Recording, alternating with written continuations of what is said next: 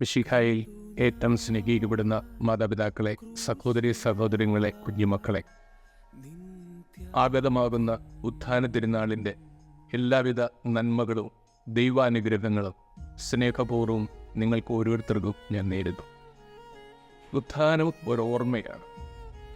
മനുഷ്യജീവിതം ഓർമ്മകളുടെ ജീവിതമാണ് എന്ന് നമുക്കറിയാം. മനുഷ്യൻ ഒരുപിടി ഓർമ്മകളുമായിട്ടാണ് ജീവിക്കുന്നത്. അത് സ്നേഹത്തിൻ്റേതാകാം, തിരസ്കരണത്തിൻ്റേതാകാം, മുറിവിൻ്റേതാകാം, പരിത്യക്തതയുടേതാകാം. ഏത് ഓർമ്മയാണെങ്കിലും അത് മനുഷ്യ ജീവിതത്തിൻ്റെ ഭാഗമാണ്. ഉയർപ്പിൻ്റെ ഓർമ്മ നമുക്ക് നൽകുന്നത് അത് സ്വാന്തനത്തിൻ്റേതാണ്, കരുതലിൻ്റേതാണ്. ഞാൻ കൂടെയുണ്ട് എന്നുള്ള ദൈവത്തിൻ്റെ വാക്കിൻ്റെ ഓർമ്മയും ഈ ദിവസം നമ്മൾ ചിന്തിക്കേണ്ടത് അതുതന്നെയാണ്. എൻ്റെ ജീവിതത്തിൻ്റെ ഭാരപ്പെടുത്തുന്ന എല്ലാ ഓർമ്മകളിൽ നിന്നും ഈശോയിലേക്ക് വളരാനായിട്ട് എന്നെ ഞാൻ ഒരുക്കിയിട്ടുണ്ടോ എന്നുള്ള ഒരു ചിന്ത ഈ ദിവസം നമ്മെ നയിക്കട്ടെ. എല്ലാറ്റിനെയും കീഴ്പ്പെടുത്തിയവൻ, മരണത്തെ പോലെ വിജയിച്ചവൻ, എനിക്ക് തുണയായിട്ട്, എനിക്ക് സഹായിയായിട്ട്, എന്നിൽ വസിച്ചുകൊണ്ട് എനിക്കൊരു പുതിയ ജീവൻ നൽകുന്നു എന്നുള്ള ഓർമ്മപ്പെടുത്തലാണ് ഈ ഉദ്ധാരത്തിരുന്നാൾ. അതുകൊണ്ട് ഓർമ്മയുടെ എല്ലാ ഭാണ്ഡക്കെട്ടുകളും ക്രിസ്തുവിൻ്റെ കല്ലറയിൽ വെച്ചിട്ട് ക്രിസ്തു നൽകുന്ന പുതിയ ഓർമ്മകളുമായി ജീവിക്കുവാനായിട്ട് നമുക്ക് പരിശ്രമിക്കാം. കല്ലറയിലേക്ക് പോയ സ്ത്രീകൾ പറഞ്ഞ വാക്ക്, ആ കല്ല് ആര് ഉരുട്ടി മാറ്റിത്തരും എന്നുള്ളതാണ്. നമ്മുടെ ജീവിതത്തിൽ മാറ്റപ്പെടാനാവാത്തതെല്ലാം മാറ്റിയവൻ കല്ലറയിൽ നിന്ന് പുറത്തു വന്നു എന്നുള്ള ഒരു ചിന്ത ഈ ദിവസം നമുക്കുണ്ടാകണം.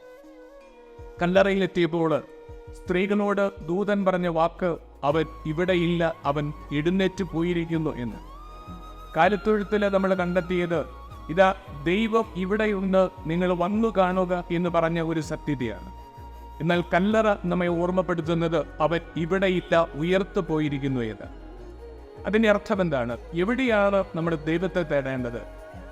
നിന്റെ ജീവിതത്തിന്റെ പരാജയങ്ങളിൽ നിനക്ക് വിജയമേകാൻ ദൈവം കൂടെയുണ്ട് എന്നുള്ള ബോധ്യം, നിന്റെ ജീവിതത്തിന്റെ പാപാവസ്ഥകളിൽ പാപത്തിൽ നിന്ന് മോചനം നൽകാനായിട്ട് ദൈവം നിന്റെ കൂടെയുണ്ട് എന്ന ബോധ്യം, നിന്റെ വേദനയിലും നിന്റെ രോഗത്തിലും നിന്റെ നിരാശയിലും അതിനെല്ലാം കീഴ്പ്പെടുത്തിവൻ കൂടെയുണ്ട് എന്നുള്ളൊരു ബോധ്യമാണ് നിനക്ക് നൽകുന്നത്.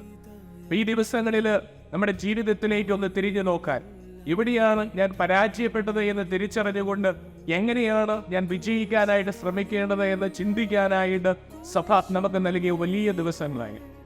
അതുകൊണ്ട് ഈ ഉയർപ്പിലൂടെ നാം കടന്നു പോകുമ്പോൾ യഥാർത്ഥ ജീവൻ നൽകുന്ന, വിജയം നൽകുന്ന കർത്താവിനെ തേടിയോ എന്ന് നാം ആത്മശോധന ചെയ്യുക. ഇന്ന് ഈ ഉയർപ്പ് ദിനത്തിൽ എൻ്റെ കർത്താവിനെ ഞാൻ സ്വന്തമാക്കിയോ എന്നുള്ള ഒരു ബോധ്യം നമ്മുടെ ജീവിതത്തിൽ ഉണ്ടാകാനായിട്ട് നമുക്ക് ശ്രമിക്കാം. ഇവിടെ ഇല്ല എന്ന് ദൂതൻ പറഞ്ഞപ്പോൾ മറിയം അവന് വേണ്ടി കാത്തു നിൽക്കാനായിട്ട് ശ്രമിച്ചു എന്നുള്ളതാണ് വചനം നമ്മെ ഓർമ്മപ്പെടുത്തുന്ന ഏറ്റവും വലിയ സത്യം.